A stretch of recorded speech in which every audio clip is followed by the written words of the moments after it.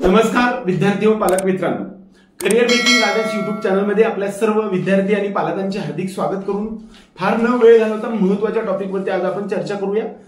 महाराष्ट्र राज्यामधील state common entrance test cell, ज्याला आपण सीईटी सेल, महाराष्ट्र राज्याच्या जे काही एमबीबीएस पासून ते फिजिओथेरपी पर्यंत पहिल्या राऊंड पासून ते स्टे वेकन्सी राऊंड पर्यंत होणाऱ्या प्रक्रियेसाठी जी प्रोसेस आहे ती सुरू झालेली आहे।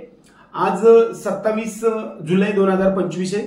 फॉर्म भरण्यासाठी सर्वात महत्त्वाच्या डॉक्युमेंट्स मध्ये ज्या गोष्टी आहेत त्यामध्ये मी सर्वांना सांगेन, ऍडमिट कार्ड सर्वात इम्पॉर्टंट तिकीट आहे की ज्यावेळेस हॉल, त्याला आपण हॉल तिकीट किंवा ऍडमिट कार्ड म्हणतो। नीट 2025 चे ऍडमिट कार्ड पाहिजे, त्याचबरोबर स्कोर कार्ड पण पाहिजे। नीट यूजी 2025 चे स्कोर कार्ड आपल्याला आवश्यक आहे कमीत कमी। त्यानंतर नॅशनॅलिटी सर्टिफिकेट पाहिजे किंवा व्हॅलिड पासपोर्ट पाहिजे। म्हणजे नॅशनॅलिटी म्हणजे जर समजा जे काही राष्ट्रीयत्वाचं आहे, नॅशनॅलिटी कम डोमिसाईल असे 2 सर्टिफिकेट असते, किंवा शाळा शुल्काचा दाखला असला तरी चालेल, ते पण डॉक्युमेंट लागेल। त्यानंतर पुढचं जे डॉक्युमेंट आहे ते म्हणजे डोमिसाईल सर्टिफिकेट पाहिजे। डोमिसाईल म्हणजे रहिवासी दाखला, किंवा त्याला आपण महाराष्ट्राचं डोमिसाईल असण्याचा दाखला आपल्याकडे 100% असणं आवश्यक आहे। एचएससी म्हणजे 12वीचं मार्कशीट असणं आवश्यक आहे। त्यानंतर 10वीचं एक मार्कशीट, त्याचबरोबर 10वीचं ज्याच्यावरती बर्थ डेट आहे असं 10वीचं बोर्ड सर्टिफिकेट आपल्याला पाहिजे, हे अपलोड करावं लागणार आहे। मेडिकल फिटनेस सर्टिफिकेट सर्वात महत्त्वाचं आहे। तुम्हाला त्याच्यावरती मी पाठीमागे सांगितलेलं होतं की मेडिकल फिटनेस सर्टिफिकेट हे कोणत्याही डॉक्टरांकडून तुम्ही रजिस्टर्ड प्रॅक्टिशनरकडून घ्या किंवा गव्हर्नमेंट प्रायव्हेटमध्ये कुणाकडे घेऊ शकता।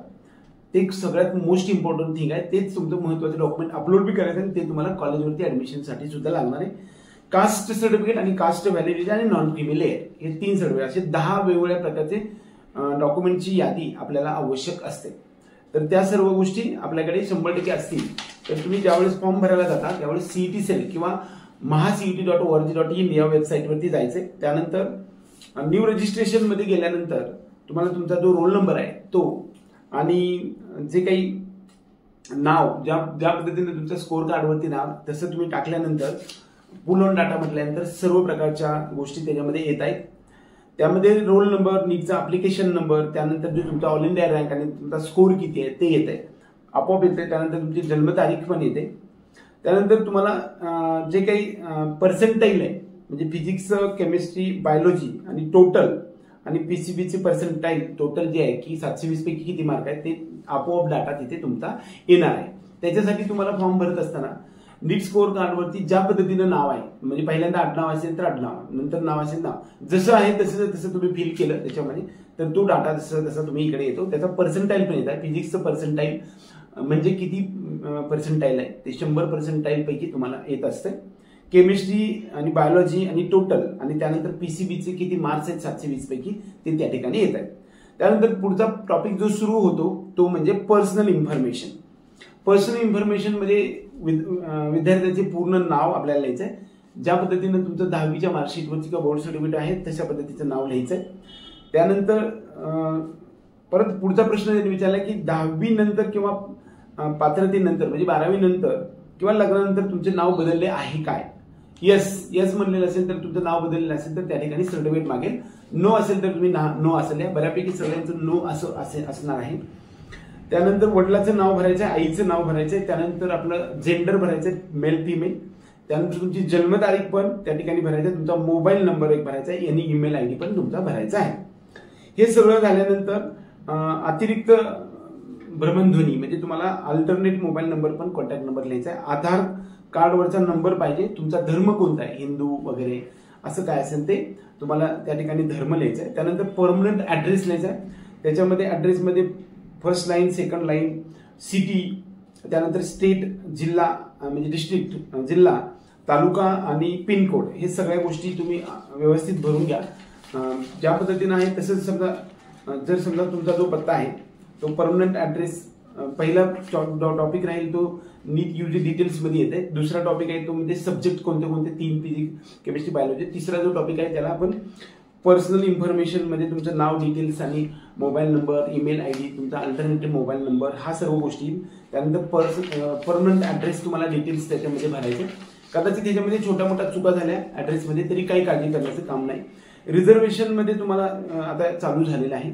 उमेदवाराला म्हणजे ज्या विद्यार्थ्यांना तुम्हाला NRI साठी अर्ज करायचा आहे का, म्हणजे नॉन रेसिडेन्शियल इंडियनसाठी, बऱ्यापैकी त्यांच्याकडे NRI नाही, त्यामुळे नाही असं नो असं लिहायला पाहिजे. नंतर जे स्टुडंट्स जे काही नॅशनॅलिटी आहे ते इंडियन आहे. जर इंडियनच्या बाहेर असेल NRI असेल तर त्यांना त्या लिहावं लागेल तुम्हाला. त्यानंतर whether the candidate domicile Maharashtra, म्हणजे तुम्ही डोमिसाईल महाराष्ट्राचा आहात का, तर येस, नसेल तर नो म्हणून लिहावं लागेल. नो असेल तर तुम्ही 85% साठी इलिजिबल होत नाही. त्यानंतर तुमची जी कॅटेगरी आहे ती पण विचारली, विद्यार्थ्याची कॅटेगरी कोणती आहे, त्यासाठी open, EWS, OBC, SC, ST, VJ, NT 1, 2, 3 अशा कॅटेगरीमध्ये येते. तुमचा वार्षिक कौटुंबिक उत्पन्न किती आहे, इन्कम पण या ठिकाणी दिलं आहे. जे काही उत्पन्न असेल त्याच्यामध्ये क्रायटेरिया दिले, 50,000 ते 1 लाख, 1 लाख ते 2 लाख, असं 7 लाख ते 8 लाख असे वेगवेगळे दिले आहेत. त्याच्यामधलं एक सिलेक्ट तुम्ही करा. त्यानंतर रिजन ऑफ रेसिडेन्स, म्हणजे तुम्ही कोणत्या रिजनमध्ये राहता, ग्रामपंचायत, नगरपालिका, महानगरपालिका, अशा गोष्टी तुम्ही त्या ठिकाणी सिलेक्ट करायच्या आहे.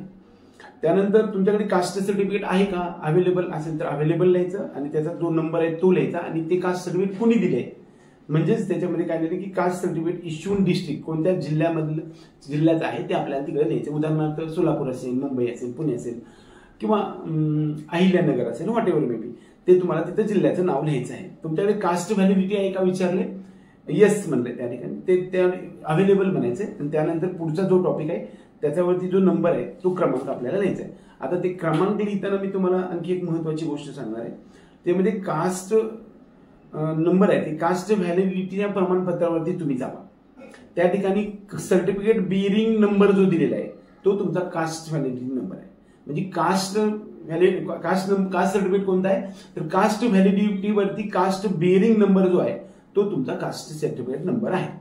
आता कास्ट व्हॅलिडिटी सर्टिफिकेट नंबर जो आहे, म्हणजे व्हॅलिडिटी सर्टिफिकेटला VC नंबर पर्यंत समोर जे दिलेला आहे, VC म्हणजे व्हॅलिडिटी सर्टिफिकेट नंबर जो दिलाय तो त्या ठिकाणी लावा तुम्ही.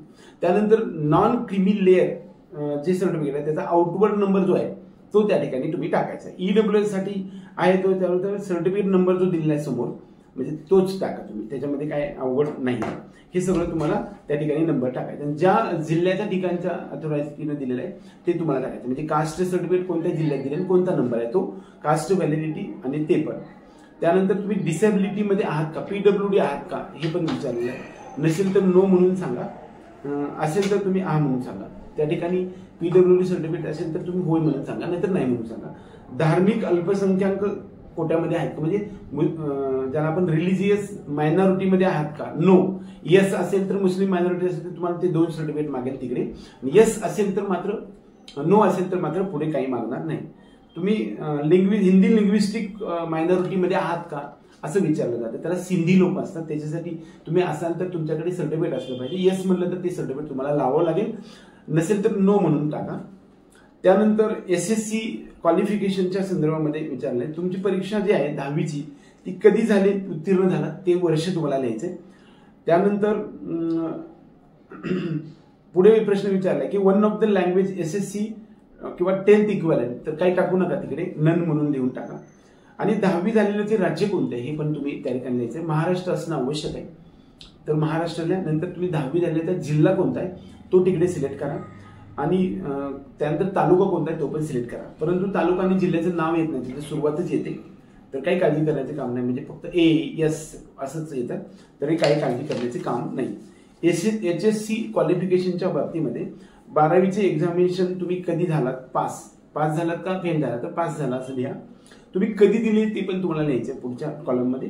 त्यानंतर तुमचा जो 12वीचं एक्झामिनेशनचा जो रोल नंबर आहे किंवा सीट नंबर आहे ते त्या ठिकाणी टाकायचे. आणि तुमचं पासिंग झालेलं राज्य कोणतं आहे, म्हणजे महाराष्ट्र असेल तर महाराष्ट्र टाका. तो जिल्हा कोणता आहे आणि तालुका कोणता आहे हे पण त्या ठिकाणी तुम्हाला टाकायचं आहे. त्यानंतर पुढे सब्जेक्ट मार्क्स ऑब्टेन्ड आणि आउट ऑफ मार्क्स, म्हणजे 100 पैकी मार्क तुम्हाला किती पडलेत फिजिक्समध्ये, केमिस्ट्रीमध्ये आणि बायोलॉजीमध्ये हे टाकायचे. परत फिजिक्स, केमिस्ट्री, बायोलॉजीची बेरीज 300 पैकी किती आहे ते पण टाकायचे. PCBE म्हणजे 12वी फिजिक्स, केमिस्ट्री, बायोलॉजी आणि इंग्लिश यांची बेरीज किती आहे 400 पैकी ते पण त्या ठिकाणी टाकायचे. PCB पर्सेंटेज किती आहे ते टाकायचं, म्हणजे 100 पैकी किती पडतील PCB, आणि PCBEचं किती आहे ते आपोआप येईल तुम्हाला त्या ठिकाणी टाकायचं आहे. पॅरलल रिझर्वेशनच्या बाबतीमध्ये 2 टॉपिक आहेत. ते म्हणजे तुम्हाला जर एक्सेप्शनसाठी तुम्हाला काही क्लेम करायचं आहे का. आता एक्सेप्शन म्हणजे काय बघा, 4.7 आणि 4.8 हा आपल्याला क्लॉज आहे. आता 4.7 म्हणजे काय बघा, हा मुद्दा अशा विद्यार्थ्यांसाठी लागू आहे की ज्यांचे पालक महाराष्ट्र शासनाच्या सेवेत आहेत आणि त्यांची बदली सध्या महाराष्ट्राच्या बाहेर आहे. म्हणजे महाराष्ट्रातलं त्यांचं पहिलं आहे, परंतु त्यांचं दुसऱ्या राज्यामध्ये झालेलं असल्यामुळे तुमची 12वी जर झालेली असेल तर ते एक्सेप्शन मध्ये येतं.